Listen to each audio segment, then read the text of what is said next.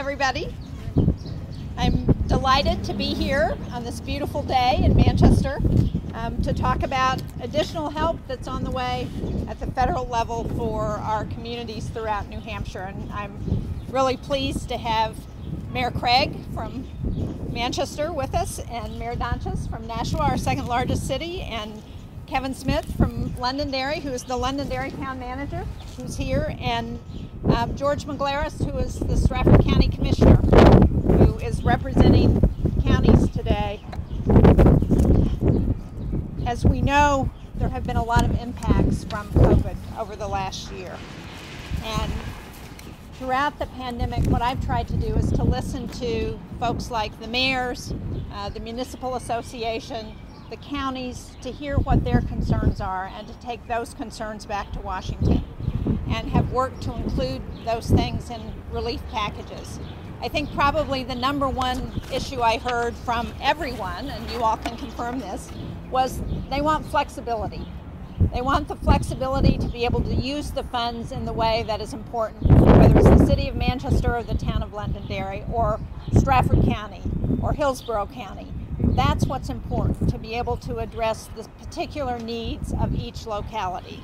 And I'm pleased to say that I think we have done that through the American Rescue Plan, and this week we're announcing $1.45 billion is heading to New Hampshire, to the state level and to local communities to empower local leaders to respond to the challenges of COVID-19, and hopefully to help us as we get through the final stages of this pandemic.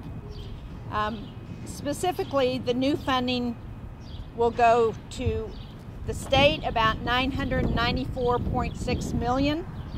County governments will receive a total of $264,107,922. Those are numbers we got from the Treasury, so if they turn out to be a little different, we understand. Metropolitan cities, those are the cities that are eligible for community development block grants, which in New Hampshire are Manchester, Nashua, Dover, Rochester, and Portsmouth. They will receive a total of $85,984,998, and the rest of the cities and towns will receive $112,208,773 in aggregate relief funding. And there are more details on those allocations that are going to be coming in the future days and weeks. So I think these are funds that will be really critical to our communities, and according to Treasury guidance, which we've been reviewing, the funds can be used not just for COVID relief, obviously that's important, but to address the fallout from COVID. So to replace revenue loss, to address premium pay for essential workers, to help build out broadband, which we know has been critical throughout the last year, to support water and sewer infrastructure needs, and then to address particular services that have been exacerbated by the pandemic. So mental health needs, which we know have been a real critical issue throughout the pandemic, substance use disorders. All of those we can use funds to address those. And then of course in local communities, if they have particular industries that are affected, they can use dollars to address those industries most affected. So obviously there's still a lot of work to do. I'm looking forward to continuing to work with all of the leadership of our communities and state as we see what else we might need to do to get through this pandemic. But the guidance from the Treasury Secretary is really critical as we think about getting those funds out in the fastest way possible to the communities. And I would just point out that of that approximately $1 billion that's coming to the state, they have 30 days within which to distribute those funds to local communities. So for those non-entitlement cities, that doesn't apply to Manchester and Nashua, but for those other communities like Londonderry, the state will have 30 days to get those funds out. So again, thank you all for joining me, and I'm going to turn it over to Mayor Craig. Thank you, Senator Shaheen, for bringing us all together today and for your tireless work on behalf of Granite Staters. You and the rest of the federal delegation have been fighting alongside our local communities since this pandemic began and worked hard to make sure the municipalities weren't left behind in the federal relief packages. Manchester, like all communities across our country, has felt the widespread negative impacts of COVID-19. But as more and more of our residents are getting vaccinated, we are finally seeing a light at the end of the tunnel. And our community is eager to leave the last year behind us and look toward the future. This is the first time the City of Manchester is receiving direct funding to recover from the pandemic, and it's at historic levels. And we know these decisions need to be made in conjunction with our community. Months ago, we asked Manchester residents how these dollars could be used to best meet their needs. Hundreds of residents gave their thoughtful suggestions and recommendations, and thankfully, the guidance we received earlier this week gives us the flexibility to make many of the ideas that came forward a reality. With this investment, Manchester residents are looking to improve areas across our city, from improvements for infrastructure and recreation, affordable housing, homelessness, education support, and support for local businesses and more. These funds have the ability to make a historic impact on our city. I want to thank again Senator Shaheen and everyone who worked to bring these investments into our community. Because of this work, Manchester now has the opportunity to recover and thrive from the COVID-19 pandemic. Thank you. And now it's my pleasure to ask Mayor Donches to step forward, please. Well, thank you, Mayor Craig. And I'm very happy to be here with Senator Shaheen to really thank her for all that she's done fighting for Nashua and for citizens across New Hampshire. As Mayor Craig said, this is the first time that cities have received direct aid for COVID, a great accomplishment that I know Senator Shaheen worked for very hard. And this will make a big difference for our citizens.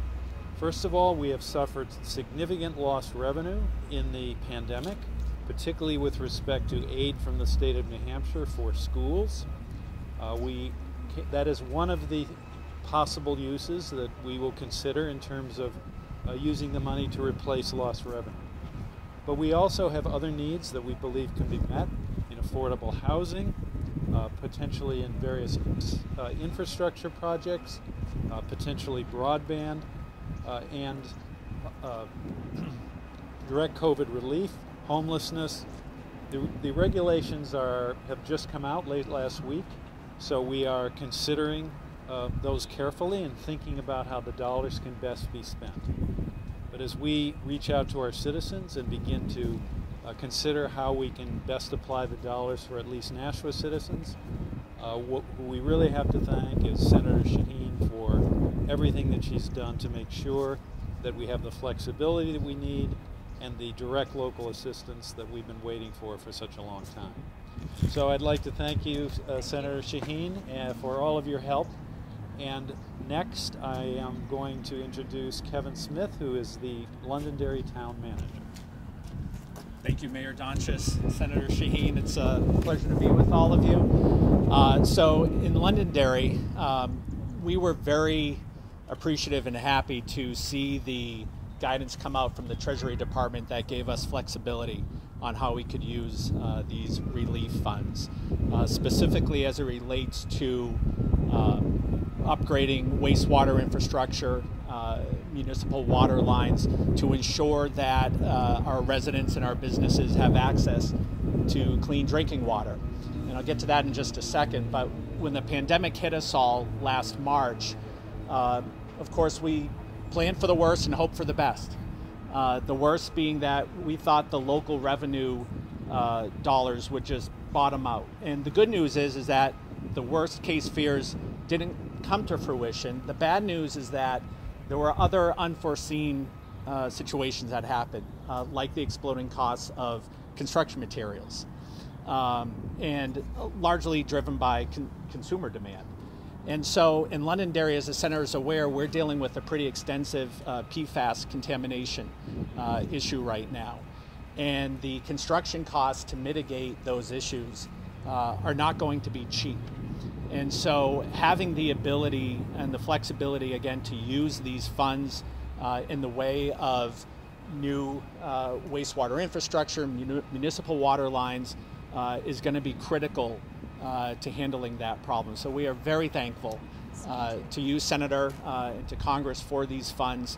And I do have to just say, you and your staff have been top-notch from the beginning. Really, you have been on how you've responded to us right from the get-go. They were on the horn to all of us, not just the folks standing here, but to all of the municipalities, asking us what our needs were, what we foresaw as the biggest problems in our towns and communities. And we really appreciate the response, so thank you. And now it's my pleasure to introduce to the podium Stratford County Commissioner George McGlaris. Did I get it all right? You did all right. All right. Thank you, Kevin. Good morning, everyone. First of all, I want to thank Senator Shaheen for hearing our cry and our concern for the issues that revolve around not only municipalities but county governments here in New Hampshire. As most of you may or may not know, all county governments run nursing homes, and nursing homes have been particularly hit very hard during the pandemic. We have lost the counties in the aggregate millions and millions of dollars of revenue, and we have serious workforce issues that we're going to be trying to address as a result of this assistance being given by the Senator and the Biden administration. As these regulations roll out, one of the things we're going to try to do, and I'm urging my colleagues across the state and county government, is to try to make the system whole. With that millions and millions of dollars of lost revenue and with those workforce issues, that's going to have a direct impact shortly on property tax payers here in New Hampshire. So this assistance that we're going to be receiving hopefully will mitigate those costs and so we can continue to pay, to care for those among us who are the weakest and the sickest. As you all know, nursing homes have taken a bad rap here in the last year, and Senator Shaheen and I have had several conversations about what the federal government could do to help assist us in this problem. It's also been had a tremendous impacts on county corrections. You know, we have a two-tiered system of corrections here in New Hampshire, and all county governments run correctional facilities. You can be assured that people just don't get up in the morning and want to go to work for a correctional facility. So we have workforce issues where we're down, at least in my county, almost 50% of staff because no one wants to work in that type of facility because of COVID, and you can't blame them really. And we have that same problem in nursing homes, not only in the public nursing homes, but in the private sector nursing homes as well. We also have issues with public safety and dealing with future infrastructure that we think is important long term, so that this money is not just spent over the next 2 or 3 years for short-term fixes, but we're looking for structural changes I wish to make, at least in my county, where there will be a legacy as a result of what the good senator has tried to achieve along with the Biden administration. So again, thank you again, Senator, for hearing our call, and we hope to make you proud with the things that we're able to do with this revenue. Thank you, sir. Well, thank you all very much. And apropos what Commissioner McGlaris was just talking about, as I said, these funds are able to be used to provide additional pay for essential workers like corrections officers. So, and those health aides in nursing homes who have really had a difficult time through this pandemic, and it would be nice to recognize the hard work that they've done. So those funds can be used for that. Let me stop at this point and see if we can answer any questions. Perhaps you addressed this at the top, Senator, but in terms of the mechanics, you talked about a 30-day period from the state. Does the money all flow to the state and then flow down to counties and municipalities, et cetera? No, there are 5 cities in New Hampshire who get the money directly. Those Manchester and Nashua are 2 of those. Dover, Rochester, and Portsmouth are the other 3. They are they get community development block grants, and so they get the dollars directly. The other funds go through the state. Okay, so to the counties, will flow to the state first, and then. Yeah, that's my understanding, right, George? And in terms of I mean, I know that the guidance is not final. The last I knew was 151 pages. I mean, is there any element of that you think is particularly relevant for the public to know about as they contemplate this floodplain? Yeah, there's some of the things that I may have been running through when you got here. The flexibility on the dollars, I think, is really important, and I think each of you talked about that. That's probably was the strongest message I heard as I talked to local leaders after the CARES Act funds were passed back over a year ago. What I heard from communities across New Hampshire was they needed more flexibility. They needed to be able to use those funds in the way that the communities thought were most important. And so I think that has been very critical. As I said, they can use them, counties can use them, and communities to pay essential workers bonus pay. They can use them, as Kevin Smith said, to address water and wastewater infrastructure, as Mayor Doncha said, to address broadband, where we know there are shortages of broadband, and as Mayor Craig said, to help with in neighborhoods where they have been hardest hit by the pandemic, where housing is an issue, where nutrition continues to be an issue, and also directed to particular industries that are hardest hit. So in some of our communities that depend so much on tourism, for example, if they wanted to, they can take some of those funds and use them to help some of the tourism industry in the communities. Other questions? So I've got one from Mayor Craig. So you mentioned that there was some sort of solicitation for notions about how to spend this money. Mm-hmm. What's going to be the process in terms of arriving on conclusions on how to spend the money here? So as you mentioned, we have the 150-page guidance document. We're going through that right now, but we're certainly utilizing the feedback that we received from the community, and then we'll be putting recommendations together in my office. It has to go to the board for approval. But we've provided all of the results from the survey out for the public to see, and our office is still available to take feedback if anyone has any. Are you intending to have a similar process, Mayor Donchis, in terms of? Yes, we've been taking public input, and of course now we're reviewing the regulations and trying to determine exactly where the money can best be spent. So I expect to be able to make a recommendation to, in our case, the Board of Aldermen, and they ultimately vote on how to allocate the money. We also have sort of a 2-page cheat sheet that provides the top lines for the Secretary's guidance, and if we haven't gotten those to you, let us know, and Madison can make sure that you get them, because that's helpful. It goes through just the basic aspects of the recent Treasury guidance. Any other questions? Yes. Has there been any confusion among the public at large on this versus the CARES Act? I know there's a lot of differences between this and the CARES Act. Yeah, you know, I think the public generally doesn't distinguish between whether it was the CARES Act or the December relief package or the extension of the PPP program, which happened at a later time, or the American Rescue Plan. I think what they care about is there help for me, for my family, for what I need? Can I go back to my job? Can I get the vaccination and health benefits when I need them? And so I think that's what we're trying to emphasize, is what help is available to people. In the past, Governor Sununu has been concerned about too much stimulus from Washington, referencing what was said about the construction costs, with too much money in local economies. Is there any concerns about that?